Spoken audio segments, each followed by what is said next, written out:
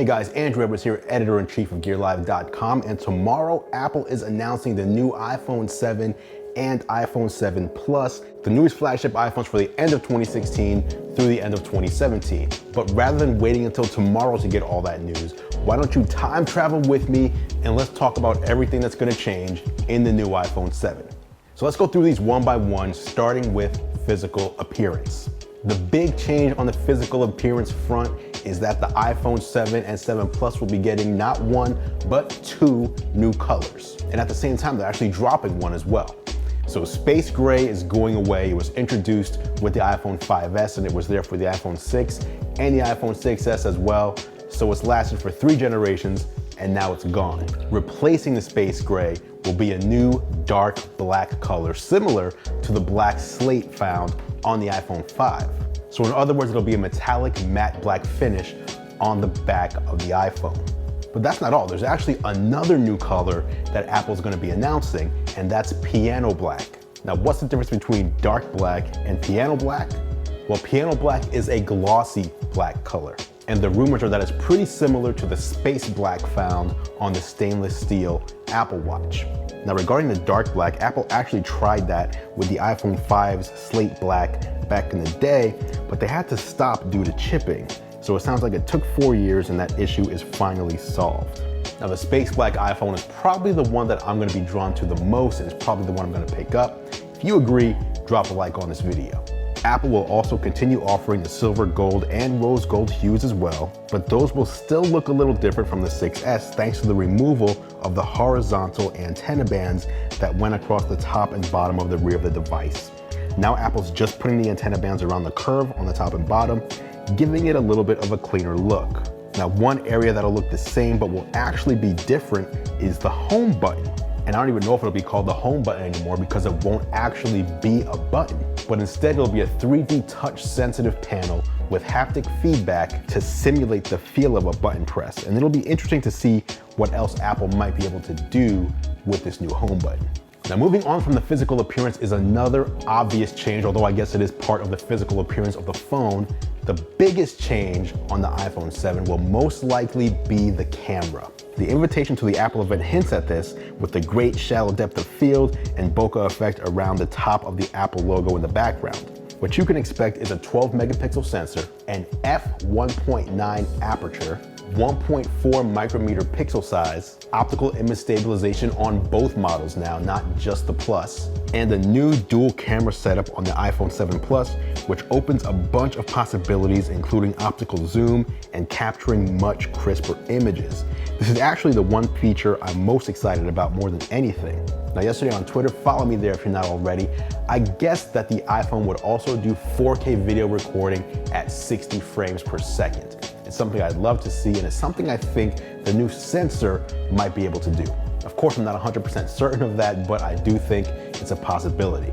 Lastly, light field integration is rumored for the iPhone 7 Plus camera, which, if true, will allow you to snap a photo and then change the focal point of the photo after you've taken it, which is pretty much like photography magic. Steve Jobs wanted to buy Lytro way back when, and it never happened. They're a light field camera company, but Apple did buy Lynx a year and a half ago, and that's a company that was working on DSLR quality cameras for smartphones as well as light field technology. Lastly, the camera flash will also be getting tweaked as it'll now sport 4 LEDs instead of 2, so you'll have 2 for cool light and 2 for warm light. Now, the big elephant in the room, which you must accept by now, is that the iPhone 7 and 7 Plus will be dropping the headphone jack. It's gone. It's now a vestige of yesteryear. If you have a pair of headphones with a 3.5mm jack that you'd like to use with the new model, you'll need a dongle. Apple may include one in the box, but if they don't, they'll offer one for purchase, as will a bunch of third-party manufacturers. Of course, you can also use Lightning headphones, which plug directly into the Lightning port of the new iPhone. And by the way, be sure to check out the video I did at YouTube Space LA as part of the YouTube Next Up program for a look at how the Audeze signed Lightning headphones performed in a blind test. And this is what I imagine Apple will include in the box by default, a pair of wired Lightning headphones. Although I also do think they may allow you to customize the type of headphones you get in the box, and that you'll be able to choose if you want wired Lightning or wireless AirPods. Speaking of AirPods, 2016 is the first year where Bluetooth headphones are outselling their wired counterpart. So Apple will likely announce AirPods alongside the iPhone 7, a completely wireless pair of earbuds that are based on Bluetooth, but use an even more efficient wireless technology.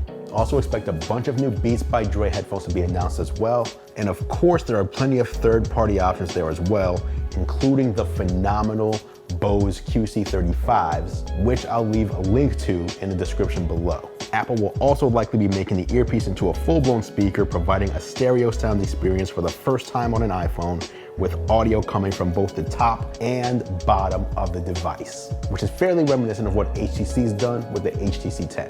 Now let's talk performance. The new Apple A10 processor is rumored to have been benchmarked using Geekbench 4, and its results were impressive. The iPhone 7 Plus actually outperformed the king of iOS performance, the 12.9-inch iPad Pro, likely thanks to the new 2.4 gigahertz speed per core, and that's a feat in and of itself.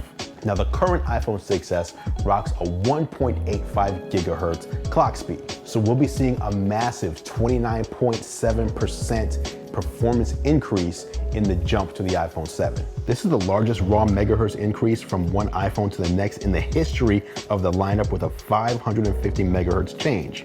Percentage-wise though, the jump from 4S to 5 still wins, as that was a massive 62.5% speed increase. We will also likely see the A10 paired with 2 gigabytes of RAM in the iPhone 7 and 3 gigabytes of RAM in the iPhone 7 Plus, using the extra power for image processing thanks to that new dual camera.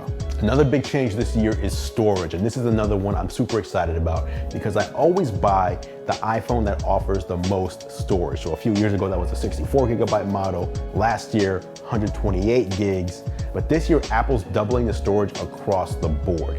So first of all, say goodbye to the 16 gigabyte entry-level iPhone.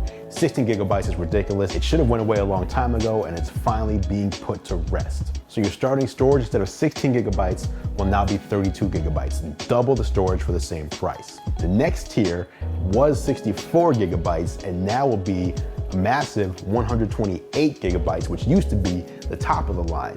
But speaking of the top of the line, and this is where it gets super exciting, instead of 128 gigabytes, it's now gonna be 256 gigabytes, similar to the top of the line iPad Pro. Now, I don't know about you, but I am so ready for a 256 gigabyte piano black iPhone 7 Plus. And if you're feeling me on that, drop a comment below. Next up, the display technology. Apple launched a new display technology on the 9.7-inch iPad Pro with a True Tone display, and I'm expecting to see this integrated into the iPhone 7. This uses ambient light sensors to determine the color of the light around you so that it can optimize the display for that color. Also, rather than only using the time of day to determine night shift, it can work with those sensors as well. Additionally, the wider P3 color gamut found on the current iMac and the iPad Pro should move down to the iPhone 7 as well. And last but certainly not least, we should be finally seeing some advertised water resistance for the iPhone. Now, this is a long time coming for the iPhone, and I expect it to have an IPX7 rating, which as far as water resistance goes is similar to the Samsung Galaxy S5 of a couple years ago. When talking about water resistance, we look at the last number in the IP rating, in this case, 7. That means that the iPhone 7 devices can withstand 1 meter of water for up to 30 minutes. Now, if you compare that to the new Samsung Galaxy S7, S7 Active, S7 Edge, and Note 7, those are IP68 rated. So the difference between the 7 and the 8 rating is half a meter. So while the iPhone 7 will be able to withstand 1 meter underwater, the Samsung devices can withstand 1.5 meters underwater. And there you have it, guys. That is your look at the brand new iPhone 7 Plus and iPhone 7. Apple will be confirming everything that I mentioned to you today in this video during tomorrow's fall event. Of course, they'll also be talking about the new Apple Watch 2. Hopefully they've got some MacBooks to show off, but I don't think so. We'll probably have to wait another month for that. I'm sure we'll also be seeing the wireless AirPods that I mentioned, Lightning headphones, new stuff from Beats by Dre, and who knows, maybe they still got something up their sleeve that no one's guessed yet. Drop a like on this video if you're excited about the new iPhone 7 or iPhone 7 Plus, and leave a comment below telling me about the feature that you're most excited about. As I mentioned, I'm super excited about that new camera on the Plus model, but I want to hear from you. Drop a comment below and I'll meet you there for further discussion. Be sure to click on my face in order to subscribe to the channel so be kept up to date on any new video releases and gadget giveaways. And be sure to hit the gadget giveaways playlist, by the way, because we've always got something going on as far as giveaways are concerned. Until next time, thanks for watching, guys. As always, I appreciate your support. I'm Andrew Webbers, and I'll catch you in the next video.